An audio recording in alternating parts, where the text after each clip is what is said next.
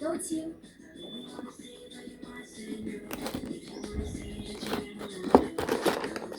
低糖。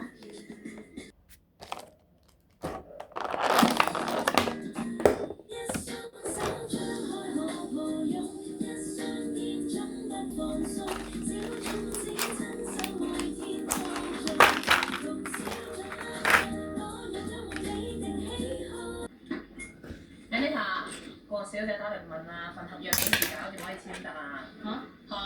有4點前我 send 俾我添喎。喂，阿叔。預約時間換新嘅智能身份證啊！到你換。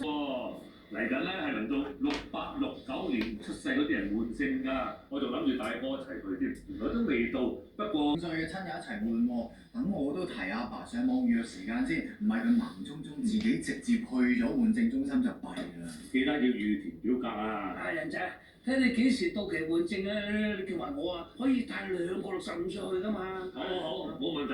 嗱嗱聲執相。我一早執晒，有1分嘅咩嚇？等下啦。仲有你哋4個啊？點啊？傾完啊？David 話佢翻嚟啊，要聽復活節個 promotion 有咩諗法啊？其實嗰啲嘢都係咁做嘅啫。唔係 pop up store 就搞下啲網上嘢。嘢的話不會喐，老老實實啦，Mary姐加人工啊！如果唔係，我哋真係冇心機做嘢㗎。做下36唔做下36咧，有咩回報先？咪又係冇人工加。咁冇人工加就唔使做㗎啦，冇人工加你咪就緊公司。公司唔加人工呢單嘢，我哋真係唔可以就咁算㗎。話晒啊，舊年啊我哋都搏晒命幫公司賺錢啦，係咪？所以話咧，魚唔過塘就唔會肥啊！最好嘅加人工方法就係跳槽。